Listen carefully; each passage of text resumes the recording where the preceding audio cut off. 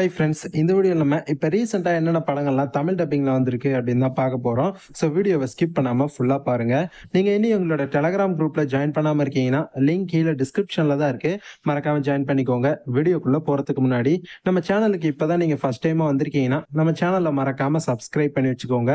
இப்போ வாங்க நம்ம இந்த வீடியோக்குள்ளே போகலாம்.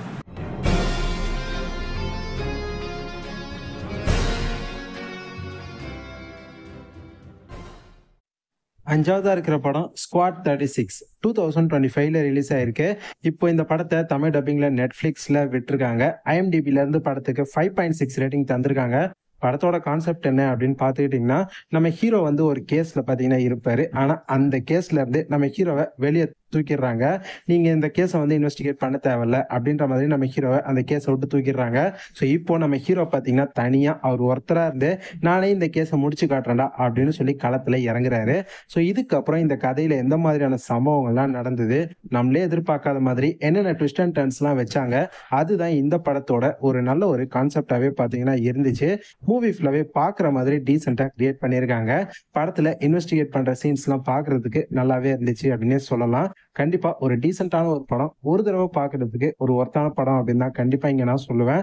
இப்பதான் இந்த படத்தை தமிழ் டப்பிங்ல நெட்ஃபிளிக்ஸ்ல விட்டுருக்காங்க. ஸோ இன்ட்ரெஸ்ட் இருந்துச்சுன்னா கண்டிப்பா ஒரு தடவை இந்த படத்தை செக் அவுட் பண்ணி பாருங்க. நாலாவதா இருக்கிறது டீமன் சிட்டி 2025ல ரிலீஸ் ஆயிருக்கு.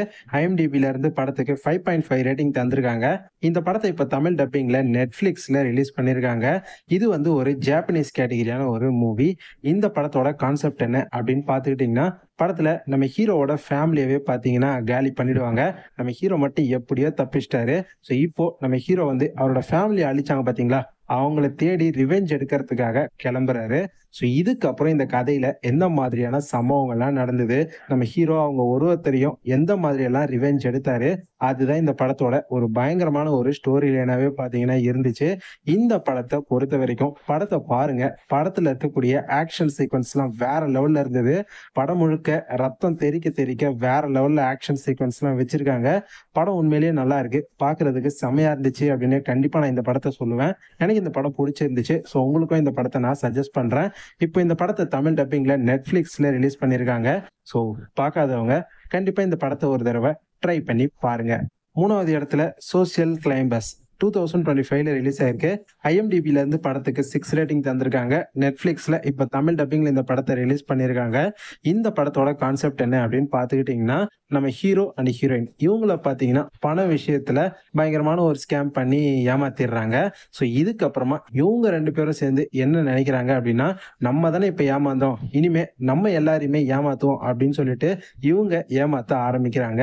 ஸோ இதனால இவங்க என்ன மாதிரியான விஷயங்கள்லாம் இதுக்கப்புறம் பண்ணாங்க, அதனால அவங்களோட லைஃப்ல என்னென்ன சம்பவங்கள்லாம் நடந்தது, அதுதான் இந்த படத்தோட ஒரு டிஃப்ரெண்டான ஒரு ஸ்டோரி லைனாவே பார்த்தீங்கன்னா இருந்துச்சு.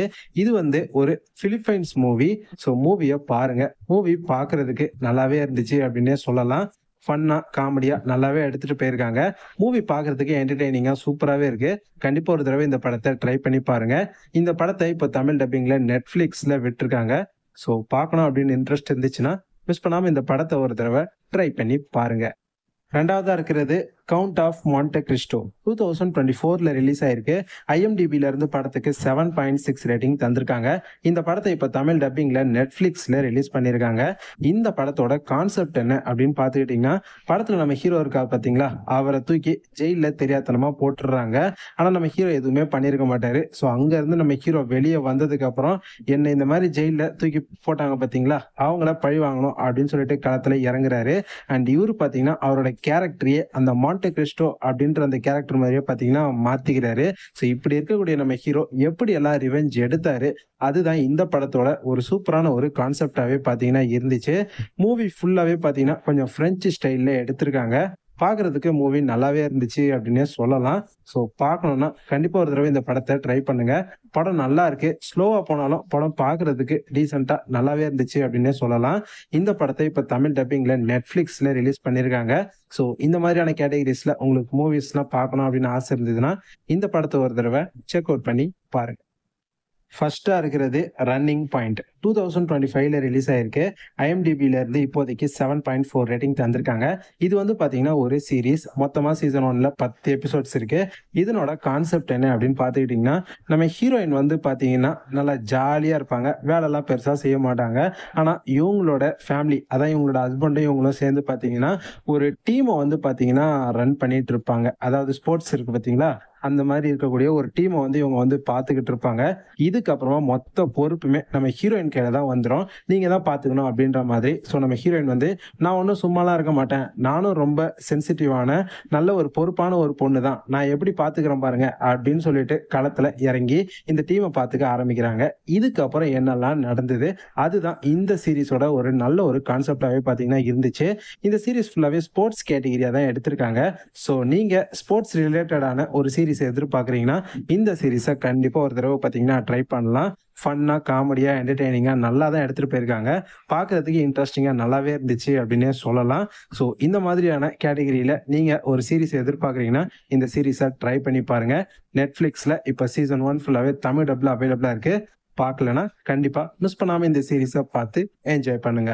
இப்ப நான் சொன்ன மூவிஸ் அண்ட் சீரிஸ் இது எல்லாமே இப்ப ரீசென்ட்டா தான் தமிழ் டப்பிங்ல வந்திருக்கு. ஸோ பார்க்காதவங்க மிஸ் பண்ணாம இது எல்லாத்தையுமே பார்த்து என்ஜாய் பண்ணுங்க. கண்டிப்பா இந்த வீடியோ உங்க எல்லாருக்குமே புடிச்சிருக்கும் அப்படின்னு நம்புறேன். புடிச்சிருந்ததுன்னா லைக் பண்ணுங்க. லைக் பண்ணது மட்டும் இல்லாம இந்த வீடியோவ அப்படியே உங்க ஃப்ரெண்ட்ஸ்க்கும் ஷேர் பண்ணி விடுங்க. நம்ம சேனல்ல இதே மாதிரி டிஃபரெண்டான கேட்டகரிஸ்ல நெறைய ஹாலிவுட் மூவி ரிவ்யூஸ்லாம் தொடர்ந்து போட்டுக்கிட்டே இருப்போம். ஸோ மறக்காம நம்ம சேனல சப்ஸ்கிரைப் பண்ணாதவங்க சப்ஸ்கிரைப் பண்ணி வச்சுக்கோங்க. அப்பதான் நம்ம சேனல்ல வீடியோ போட்ட உடனே ஆன் டைமா உடனுக்குடன் உங்களுக்கு நோட்டிஃபிகேஷன் வந்து சேரும். இதே மாதிரி இன்னொரு சூப்பரான அடுத்த வீடியோல பார்க்கலாம். Bye guys.